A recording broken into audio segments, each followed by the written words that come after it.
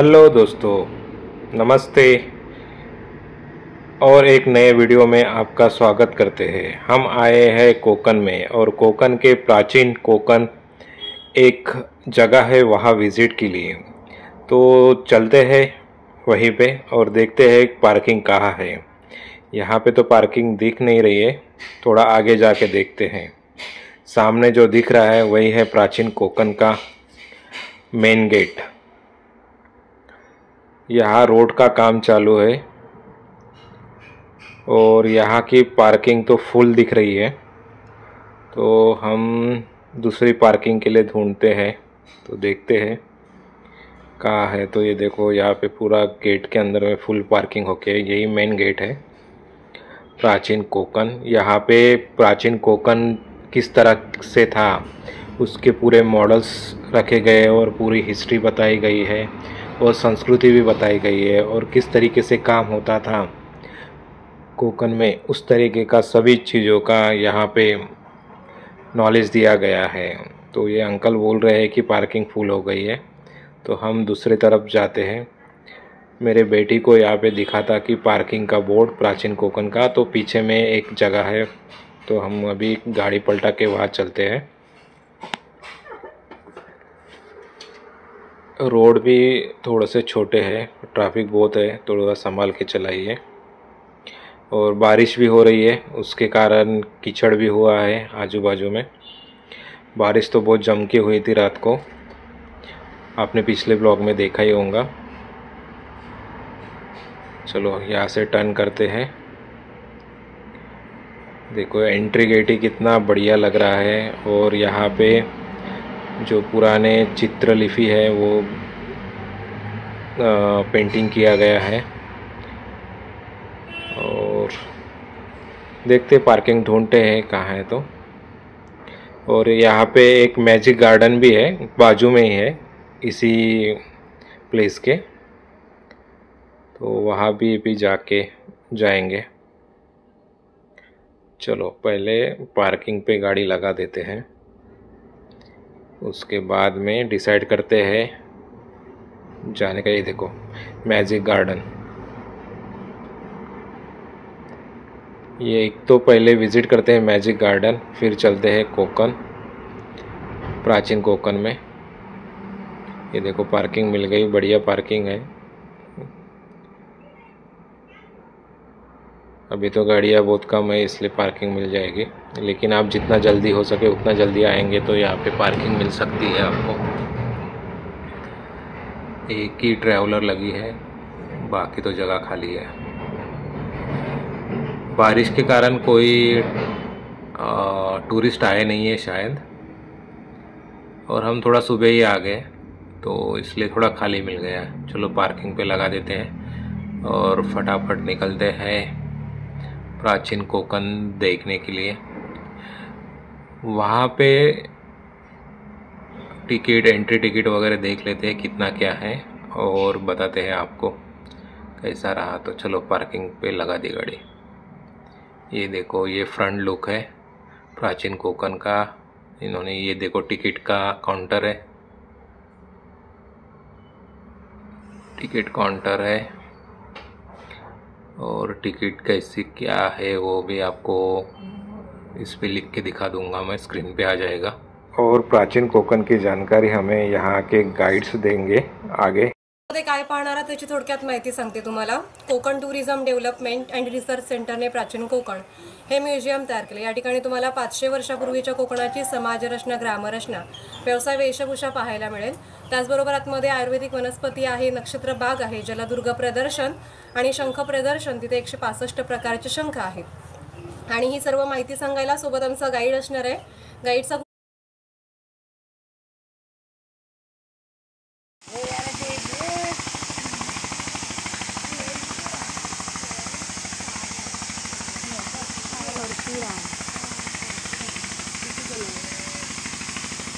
असा उल्लेख झालाय की हजारो वर्षापूर्वी भगवान परशुराम होऊन गेले। त्यांनी संपूर्ण पृथ्वी जिंकून घेतली आणि जिंकून घेतलेली पृथ्वी त्यांनी दान केली। दान केलेली कोणती गोष्ट आपण स्वतःसाठी वापरत नाही, परंतु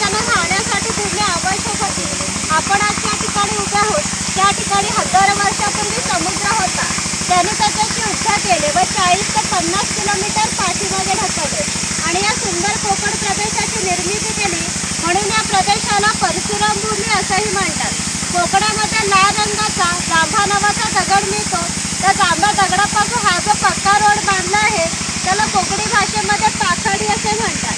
ही पाखाडी सुमारे 400 वर्षापूर्वी बांधली गेली. पूर्वीची गणपतीच्या देवळापर्यंत होती. काळाच्या ती नष्ट झाली. आज ती आपल्याला प्राचीन कोकणमध्ये शिल्लक राहिलेली पाहायला मिळते. पूर्वी सामान्यपणे अशा पाखाड्या ग्रामदेवतेकडे जाण्यासाठी बांधल्या जात असत. आपण सुद्धा या पाखाडीने प्राचीन कोकणमधील ग्रामदेवतेकडे जाणार आहोत.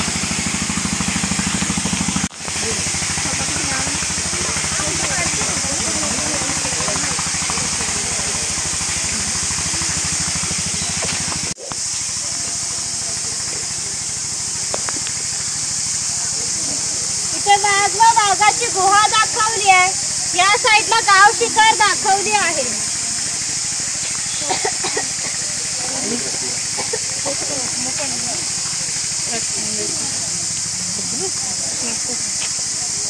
या पुढे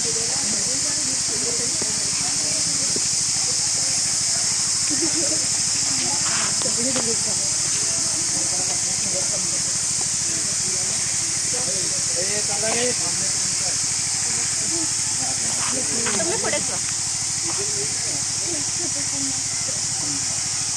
जंतुनाशक असतात. शेतकरी यांचा उपयोग धान्य साठवण्यासाठी करतो. तसंच यांचा वापर गरम मसाल्यासारख्या पदार्थांमध्ये सुद्धा केला जातो.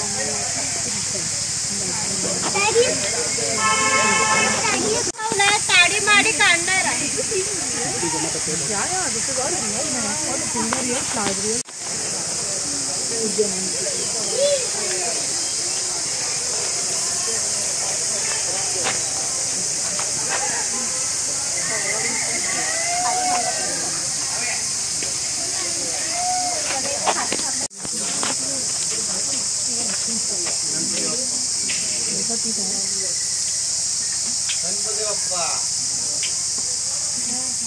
हे ग्रामदेवतेचं मंदिर आहे. पूर्वी धार्मिक संस्था गाव नियंत्रित करत असत.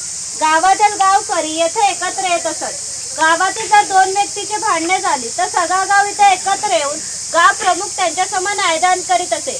तसेच गावातील सार्वजनिक कामे जशा पाखाड्या बांधणे, लाकडी साखव बांधणे ही कामे कोणी व कोठे करायची याविषयीचा निर्णय गावकरी येथे बसून घेत असे. आणखी एक महत्वाचं वैशिष्ट्य म्हणजे जगभर अशी प्रथा आहे की प्रत्येक जाती धर्माचे लोक हे आपापल्या देवाकडे जातात व देवाचं दर्शन घेतात. आपण कोकणी माणूस पण वर्षभर देवळात जाऊन देवाचं दर्शन घेतो. पण जेव्हा आपल्याकडे शिमगा हा सण असतो तेव्हा हा देव या पालखीमध्ये बसवून प्रत्येकाच्या घरोघरी नेला जातो. म्हणजे कोकणी माणूस आणि देव यांचं नातं इतक्या जवळचं आहे की त्यांचं एकमेकांकडे जाणे येणं असतं. या देवीचं नाव आहे वाघजाई. हे नाव आम्ही जाणीवपूर्वक ठेवलं आहे. असं म्हणतात ज्या निसर्गामध्ये वाघ आहे तो निसर्ग समृद्ध असतो. 500 वर्षापूर्वीचा निसर्ग सुद्धा असा समृद्ध होता.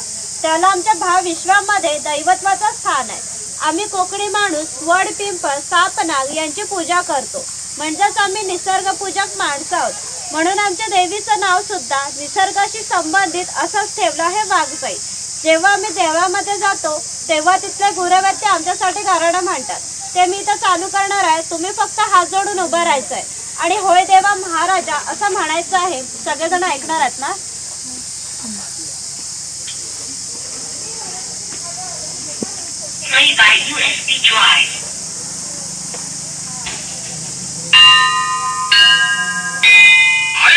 महाकाली महासरस्वती प्रमुख पंचायतन बलरामदेव महाराजा आज वया प्राचीन कोकण बघायला लांब लांब पर्यटक आले आहे. तर आपली सगळी पोरा टोरा बाया माणसे म्हातारे कोतारे सगळे तुझ्या पायाशी दर्शन घ्यायला आलेले आहे. तर कोणाची ढोपरा कोपरा दुखत असती, कोणाला डायबिटीस झालेला असेल, कोणाची बायपास झालेली असेल. तर आता मी काय तुला सगळं सांगित राहत नाही आहे. पण जी काय त्यांच्या मागे इडा पिडा असेल, वाकडा तिकडा असेल तर सगळं दूर कर रे महाराजा. ह्यांच्यावर कोणी करणी केला नसेल, कोणी उदारकी केला नसेल, कोणी देव घातला नसेल. जर तू सीमेचा रखवाली आहेस तर सगळं सीमेच्या बाहेर चिरून टाक आणि इथं आलेल्या पंचविघाला धक्का लाव. देव नको रे महाराजा. ह्यांची कोणला पोरगी भेटत नसेल, कोणला पोरगा भेटत नसेल, कोण लग्नाचा आडाखा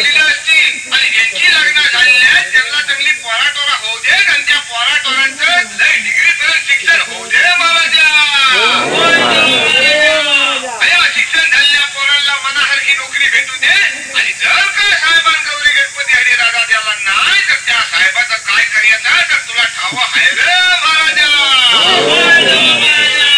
महाराजा हवा लोक इथे जुनं कोकण बघायला आलेलं आहे. तसं प्रत्येकाचं आपापलं गाव असेल, गावात घरदार असेल, जमीन जुमला झाडामाडा असतील, गावाकडे म्हातारी कोतारी माणसं असतील, ती सगळी ह्यांचीकडे वाटेला डोळं लांब असलेली असतील. या सगळ्यांना भेटायला जायची यांना बुद्धी दे रे महाराजा. या सगळ्यांच्या वती नारळ देऊन तुला गाळाला घालतावाय. हा नारळ नव्हता सोन्याचा गोला मानून ही जी काय माणसं स्वतःच्या गाडीत आलेली असतील, कोण रेल्वेला आलेला असेल, कोण एसीनं आलेला असेल, त्या सगळ्यांना आपापले घरात सुखरूप पोचवलं महाराजा. सगळ्यांच्या कामाधंद्यात पुरा डोरात बरकत दे आणि पुढच्या वर्षी पण होयापर्यंत तुझ्या चरणी येतील तशी त्यांच्या पायात ताकद दे, बुद्धी दे आणि त्यांची रखवाली कर महाराजा. अरे हुरा रे हुरा आणि आमच्या वाघजाय मातेचा सोन्याचा तुरा रे. ढोल आहेत, मातीचे ताशे आहेत. ह्याचा खालील भाग हा मातीचा बनवलेला आहे. हे ताशे 110 वर्षापूर्वीचे जुने आहेत. जर वाजवणारे कसबी असतील तर ह्यांचा आवाज 2 ते 3 किलोमीटर पर्यंत सहज जात असेल. तसेच सनई, तुणतुणा, चौघडा इत्यादी पारंपरिक वाद्य आहेत.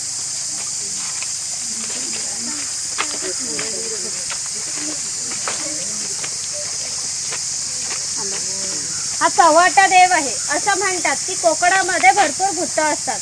कोकणवासियांची अशी श्रद्धा आहे की हा देव त्यांच्यावर नियंत्रण ठेवतो, म्हणून ह्याला शिमग्याच्या वेळी गाराणे घातले जाते. तसेच पशुबळी सुद्धा दिले जातात. इथे वीरगा दाखवली आहे, वीर लोकांचं प्रतीक चिन्ह.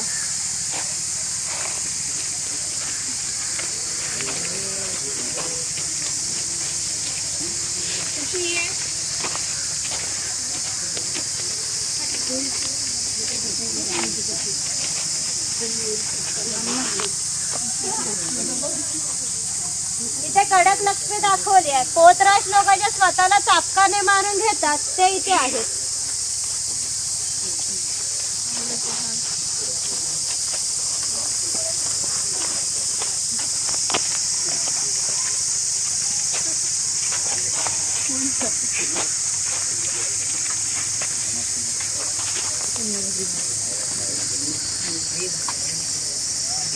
हा कोळी समाज आहे. कोळी समाजाची लोक समुद्राच्या इतक्या जवळ राहतात की समुद्राच्या भरतीचे पाणी हे त्यांच्या घराला लागून जाते. एवढी छोटी होडी घेऊन हे लोक 8 ते 10 तास खोल समुद्रामध्ये मासेमारी करतात. कधी कधी समुद्राच्या उसळणाऱ्या लाटा हे त्यांच्या होडीपेक्षाही मोठ्या असतात. तरीही ते कुशलतेने होडी वल्लवतात व पहाटेच्या वेळी घरी परत येतात.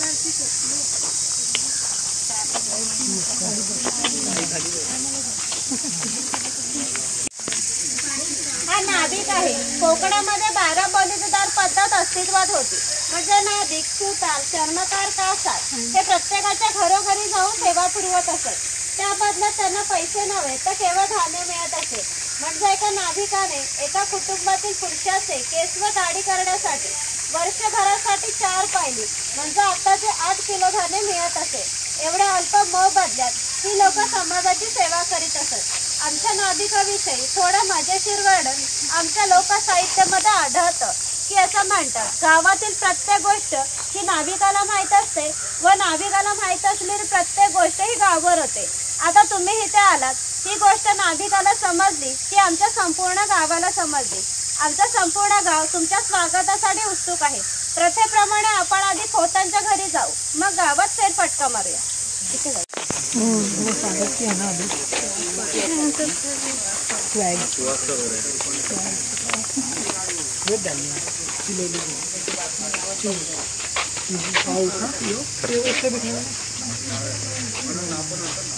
अंदर नको जाऊ. हे खोत आहे.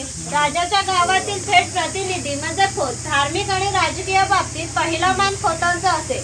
खोत हा गावचा प्रमुख असे. गावात न्यायदान करणे, महसूल गोळा करणे, कायदा आणि सुव्यवस्था सांभाळणे इत्यादी कामे ही खोताची असत. खोत लोक जमीनदार असत. सर्वसामान्यपणे सुखवस्तू असत.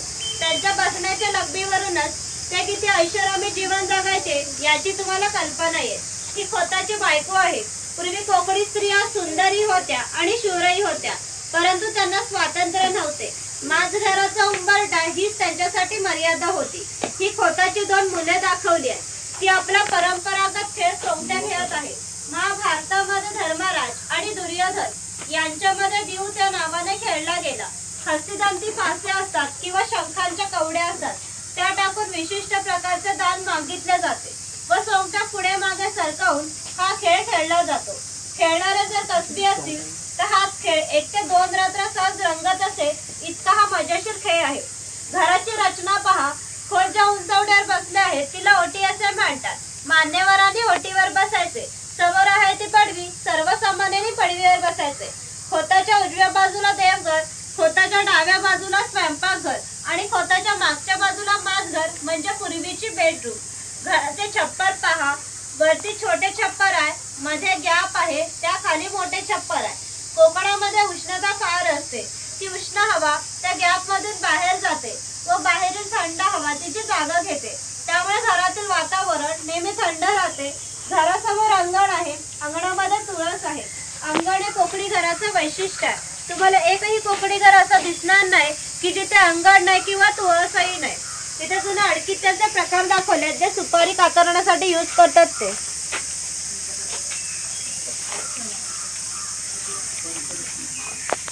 खेळताना दाखवलं आहे.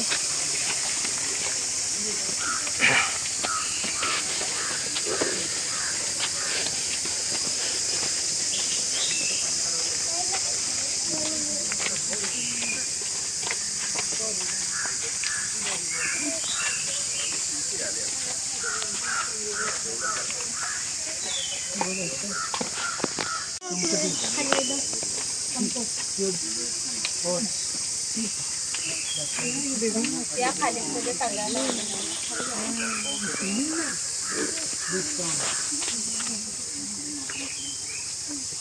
हा शेतकरी आहे.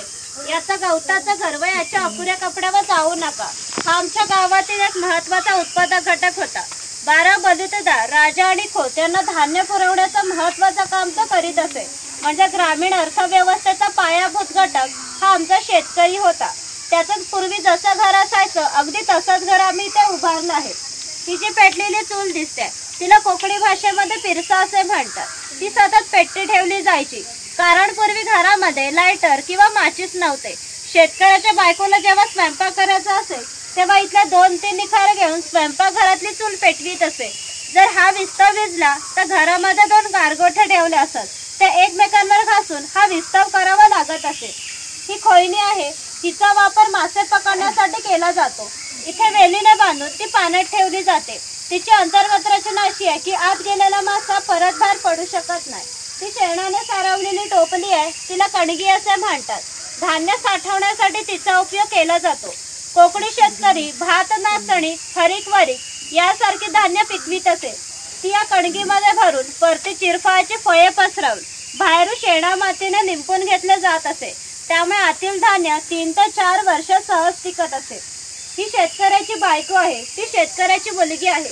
हा पाळणा आम्ही शेतकऱ्याच्या घरी कायमस्वरूपी टांगून ठेवलाय, कारण शेतकऱ्याच्या घरी दरवर्षी पाळणा हलत असे. प्रत्येक शेतकऱ्याला 8 ते 10 मुले असतात. थोडक्यात पूर्वीच्या काळी एकत्र कुटुंब पद्धती अस्तित्वात होती. हे उचल आहे. याचा वापर कपडे सुकत घालण्यासाठी केला जायचा. घरामध्ये गौरी गणपतीचा सण दाखवला आहे. मातीशी संबंधित सर्व कामे हा कुंभार करीत असे. गणपतीचे दिवस आले की लाल मातीचे गणपती तयार करणे, उन्हाळा आला की मातीची मडकी तयार करणे, दिवाळीच्या वेळेला पंट्या तयार करून प्रत्येकाच्या घरोघरी पोचवण्याचे काम हा कुंभार करीत असे. हे जे सफेद रंगाचे मडके दिसते ते माडी काढायचे मडके आहे. कोकणामध्ये नारळाची झाडे मोठ्या प्रमाणात असतात. तिला नारळ येण्यापूर्वी पोळ येते तर पोळीला आडवा काप दिला जातो व बाजूने विशिष्ट प्रकारचा झाडपाला लावला जातो. तो पाला आतील माडी शोषून घेतो व थेंब थेंब गळणारी माडी हे मडके वरच्या वर लावून साठवली जाते.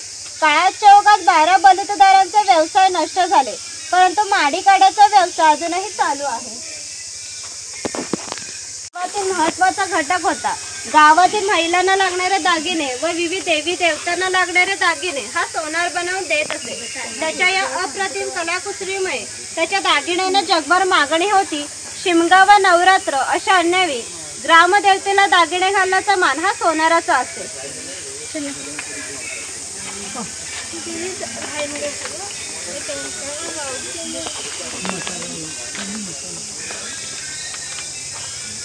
हा वाणी आहे चौल राजापूर दाभोळ या कोकणातील बंदरांना 5000 वर्षापूर्वीचा इतिहास आहे. या बंदरांमधूनच भारतीय व्यापाऱ्यांनी जगाशी व्यापार केला. इथून निर्यात होणाऱ्या वस्तूंमध्ये हस्तकौशल्याच्या वस्तू, हस्तगंधी वस्तू, शंख, शिंपले या सर्व वस्तूंची निर्यात हा वाणी करीत असे. त्या बदल्यात संपूर्ण जगातून भारतात सोनं येत असे.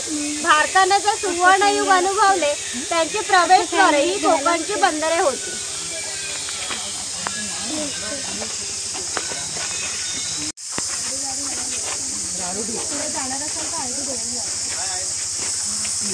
लागणारी लाकडी अवजारे बनवून देणे हा सुतार सावंतवाडीतला सुतार आहे. सावंतवाडीतील लोकांचे लाकडावरील परिश्रम हे जगप्रसिद्ध आहे. त्यांच्या काही हस्तकौशल्याच्या वस्तू तुम्हाला आमच्या हस्तकला समन्वय केंद्रात पाहायला मिळते. इथे दरवेळी दाखवला अस्वलाचा खेळ करताना आणि इथे गारुडी दाखवला सापाचा खेळ करताना.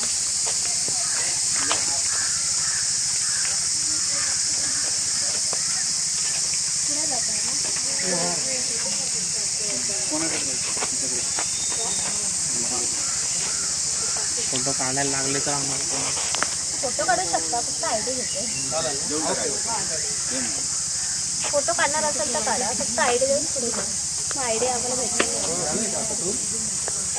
हा लोहार आहे. ज्याप्रमाणे शेतकऱ्याला लागणारी लाकडी अवजारे बनवून देण्याचे काम सुतार करीत असे, त्याचप्रमाणे त्यांना लोखंडी अवजारे बनवून देण्याचे काम हा लोहार करीत असे. उदाहरणार्थ पैता, कुऱ्हाड, नांगराचे फाळ इत्यादी. 500 वर्षापूर्वी कोकणाची राजकीय स्थिती अस्थिर होती. बरेचसे लोक हे सैन्यांमध्ये होते. त्यांना लागणारी लोखंडी ढाली आणि तलवारी बनवून देण्याचे काम हा लोहार करीत असे. त्याचे वैशिष्ट्य म्हणजे अजूनही कोकणातील खोत आणि मराठा यांच्याकडे काहीशे वर्षापूर्वीच्या तलवारी आहेत. त्यांना अजूनही गंज आलेला नाही. दर दसऱ्याला त्यांची पूजा केली जाते.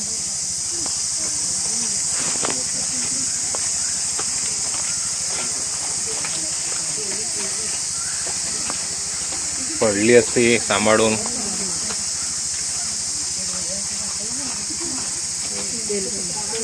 हा तेली आहे. आम्ही कोकणी माणसे आमच्या जेवणात खोबरेल तेलाचा वापर जास्त प्रमाणात करीत असतो. हा तेली आहे. हा तेलाचा झाड आहे. त्याला खुंटा असे म्हणतात. यामध्ये सुके खोबरे घातले जाते. हे जे उभे लाकूड दिसते तिला कोकणी भाषेमध्ये लाट असे म्हणतात. त्या लाटेला हे आडवे लाकूड अशा तऱ्हेने बांधले जाते की जेणेकरून ही लाट उभी राहते. या ठिकाणी जोकडाला बैल बांधला जातो. या आडव्या लाकडावर दगड ठेवून त्यांनी स्वतः यावर बसतो व हे सर्व वजन घेऊन बैल गोल फिरवला जातो. त्यामुळे आतील खोबरे रगडून त्याचं तेल निघते. आतील तेल भरून काढायचं असेल तर प्रथम जोकडाचा बैल सोडायचा. जोखड बाजूला केली जाते. आडवे लाकूड बाजूला करून लाट बाजूला केली जाते व आतील तेल भरून काढले जाते. पुन्हा नवीन तेल पाडायचं असेल तर पुन्हा सगळं क्रमावर जोडून नवीन तेल पाडले जाते. म्हणजेच पूर्वी तेलाला 5 ते 1.5 तास तेल काढण्यासाठी 1 ते 1.5 तास मेहनत घ्यावी लागत असे. यावरून तुमच्या लक्षात येईल की पूर्वीचे जीवन किती कष्टमय होते.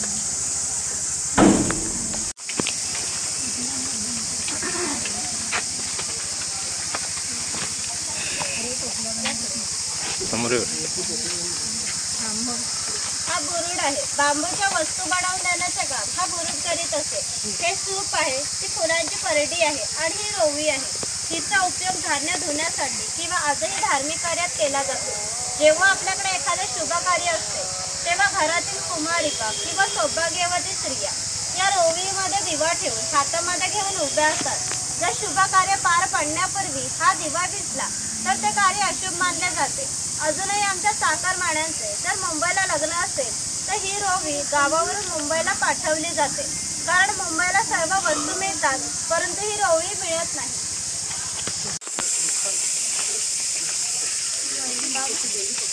हे स्वयंपाकघर आहे. पूर्वी घरामध्ये दगड मातीच्या वस्तू असत. त्याच्या जातडीसारखे दिसत तिला घिरट असे म्हणतात. जातडीमध्ये धान्य राहून निघते तर घिरटामध्ये भात घातला जातो. अख्खा तांदूळ बाहेर निघतो व कोंडा बाजूला होतो. हे मोदक पात्र आहे म्हणजे पूर्वीचा कोकणी कुकर.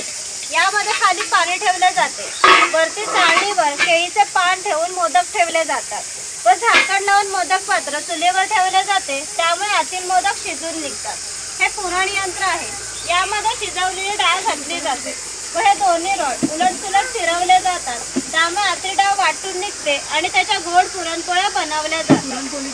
हे शेव्याचं लाकडी यंत्र आहे. हे शेव्याचं लोखंडी यंत्र आहे. तर शेव्याचा लाकडी पाट आहे. हा टिफिन बॉक्स आहे. वरती पाण्याचा तांब्या, खाली 3 डबे आणि बाजूला 2 चमचे. टिफिन बॉक्स दोन्ही बाजूने लॉक केलेला आहे. ही चहाची किटली आहे. ही दगडी उखळ आहे. यामध्ये पूर्वी भाताचे पोहे काढले जात असत. आपल्याकडे जो भात असतो तो रात्री भिजत ठेवला जातो. सकाळी त्यातले पाणी काढून पोह्याच्या खापरावर भाजला जातो व उखळ्यामध्ये मुसळाच्या साहाय्याने काढला जातो व त्याचे पोहे तयार होतात. यावर तुमच्या लक्षात येईल की पूर्वीचे जीवन किती कष्टमय होते. हजारो वर्ष ते याच पद्धतीने जगले गेले. वरती लाकडी चमचे दाखवले आहेत.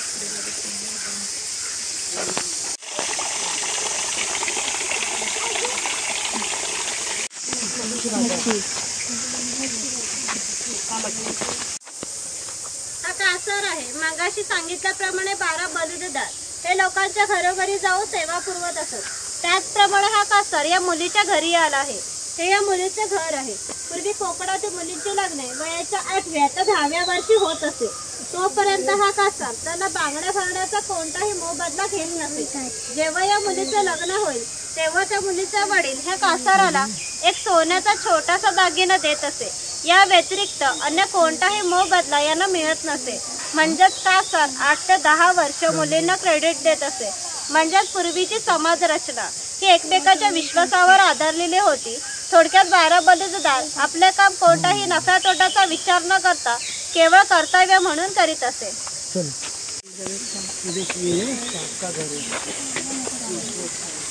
इथे पानवटा दाखवला आणि वरती खवल्या मांजा दाखवला आहे. एक जे होमस्टे आहे ना त्याच्यामध्ये सेम असंच आहे त्यांच्याकडे सुविधा.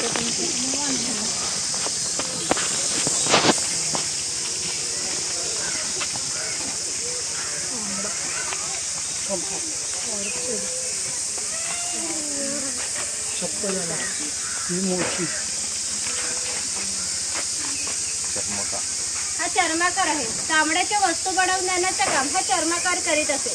याच्या जोडीला आणखी एक प्रसंग सांगते जो 500 वर्षापूर्वी घडला. इथून 80 किलोमीटर अंतरावर मार्लेश्वर नावाचं देवस्थान आहे. एका पर्वतामध्ये एक मोठी गुहा आहे. त्या गुहेमध्ये शंकराची पिंडी आहे. तिथे अजूनही जिवंत साप आहेत. पूर्वी मार्लेश्वर देव हे एका गावामध्ये राहत होते. त्या गावातील लोक हे वाईट मार्गाने वागू लागले. त्यामुळे शंकराचं पावित्र्य हे कमी होऊ लागले. शंकराला ते मान्य होणे शक्य नव्हते म्हणून त्याने गाव सोडून जायचा निर्णय घेतला. मकर संक्रांतीच्या आदल्या रात्री ते गावाबाहेर पडले. गावाबाहेर चर्मकाराचे घर होते. चर्मकार गरीब होता पण श्रद्धा व नीतिवान होता. शंकराने कोणत्याही जातीपातीचा विचार न करता चर्मकाराला मशाल दाखवण्यास विनंती केली. चर्मकाराने पण अतिथी देवो भव समजून मशाल दाखवण्यास सुरुवात केली. आज ज्या ठिकाणी मार्लेश्वर आहे त्या ठिकाणी जाऊन शंकराने आपले खरे रूप प्रकट केले व चर्मकाराला दर्शन दिले व त्यास सांगितले की आजपासून मी याच ठिकाणी राहणार आहे. या गोष्टीला जवळजवळ 500 वर्षे होऊन गेली. परंतु दरवर्षी मकर संक्रांतीच्या आदल्या रात्री शंकराच्या मूळ गावातून पालखी निघते. तिला मशाल दाखवण्याचे काम चर्मकाराचा आजचा वंशज करतो. म्हणजे मार्लेश्वर हे असे ठिकाण आहे की जिथे कोणताही जातीभेद मानला जात नाही. तुम्ही जर श्रद्धाळू असाल तर तो तुम्हाला नक्कीच पावेल. दर्शन घेणार असेल तर घेऊन वरती या. कॉल करू का? इथे वरती यायला आहे मी प्राचीन कोकणला आहे. आता म्हणजे अशीच गुफा आहे तिथे वरती. आतमध्ये पूर्ण कालो काय काहीच दिसत नाही. आतमध्ये साप असतो कोणालाच दिसत नाही. मोठा साप. ओम नमः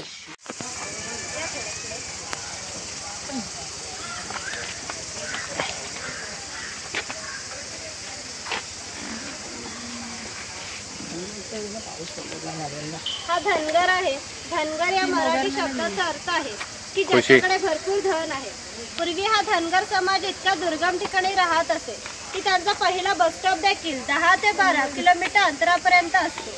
हे लोक ज्यावेळी गावामध्ये येत असत त्यावेळी त्यांच्या पायात चामड्याच्या वाडा, हातात घुंगराची काठी आणि खांद्यावर फाटी घोंगडी या वेशभूषेमध्ये येत असत। असे असले तरी प्रत्येक धनगर 100 ते 125 गाई, 5 ते 25 म्हशींचा मालक असे। प्रत्येक गाई म्हशींची किंमत 8 ते 10 हजारापर्यंत जाते। या सर्वांची जर विक्री करायची म्हटले तर त्यांची किंमत काही लाखात जात असे। एवढ्या धनसंपत्तीचा मालक हा धनगर होता। कोकणी लोकांची राहणीमान साधी असल्यामुळे त्यांची राणी सुद्धा अशी साधीच होती।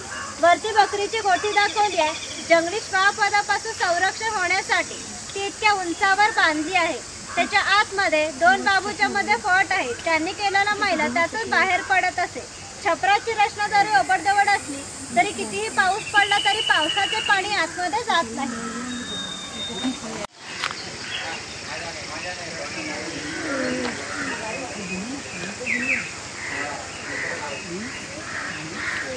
हे खैराचं झाड आहे।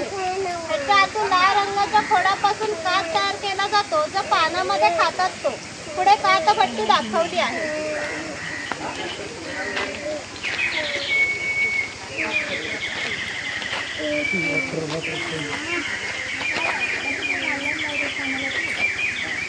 ही कातपट्टी आहे। हे जे खैराचं झाड आहे ते पूर्ण तोडले जाते। त्याच्या आतील भागाचे छोटे छोटे तुकडे करून त्या पुढच्या 4 मडक्यामध्ये पाण्यासोबत उकळवले जातात। जो लाल रंगाचा पाक तयार होतो तो 5व्या मडक्यामध्ये विशिष्ट तापमानावर उकळवला जातो। तो पाक सावलीमध्ये सुकत घालून त्याच्या छोट्या छोट्या वड्या पाडल्या जातात। नंतर कात तयार होण्याच्या प्रक्रियेला 3 ते 4 महिने लागतात। इथे मचाण दाखवलं आहे। पूर्वी ह्याचा उपयोग शिकारीसाठी केला जायचा, पण ते आता पावसामुळे बंद केलं त्यामुळे जाऊ शकत नाही। इथे काही मुखवटे दाखवले। डोक्यामध्ये घालून फोटो काढणार असाल तर काढू शकता। पुढे आमचा शॉप आहे। सावंतवाडी ते खेळली आणि कोकणी खाद्यपदार्थ दाखवले। काही पाहणार असाल तर पाहू शकता। शॉपच्या पुढे सरळ जायचं आहे। लास्ट पॉइंट आहे शंख प्रदर्शन। तिथे तिकीट चेक केलं जाईल, फक्त फोटो अलाउड नाही। त्याच्याच बाजूने खाली जाण्यासाठी एक्झिट आहे तुम्हाला। तिथे गाईड वेगळ्यात तुम्हाला माहिती सांगण्यासाठी। नमस्कार, इथे माझे गाईड पूर्ण संपले आहेत। ज्यांच्या इथे कॅमेरा आयडी आहे त्यांनी फक्त आयडी गोळा करायचे। आयडी दाखवा।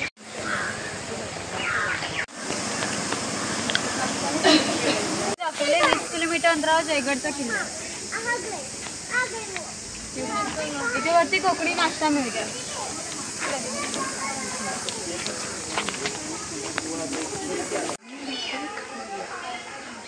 ही गाव सीमा आहे। आम्ही कोकणी माणसं पण श्रद्धा आहोत। आम्ही ज्या गावाबाहेर जातो ते गाव सीमेचा देव आहे, त्याला आम्ही राखणदार असे म्हणतो। याला नमस्कार करून आम्ही गावाच्या बाहेर जातो, कारण आमची श्रद्धा आहे की हा देव आमच्या पाठीशी ठामपणे उभा असतो। म्हणून आम्ही जगात वाटताना आत्मविश्वासाने वाटणे यशस्वी होतो। तर तुम्ही श्रद्धा असाल तर यांना जरूर नमस्कार करायचं। तुमच्या पुढचा प्रवास सुखाचा आणि आनंदाचा होईल। तो तिकडे खाली लास्ट पॉइंट आहे शंख प्रदर्शन। तो झालं की प्राचीन कोकण का दर्शन हो गया हमारा। बहुत ही अच्छा है, इंफॉर्मेटिव है। पूरी जानकारी दी है हमको गाइड ने। और यहाँ पे हमने मोती भी ओरिजिनल वाले कान जो हेयरिंग्स है खरीदे थे कान के।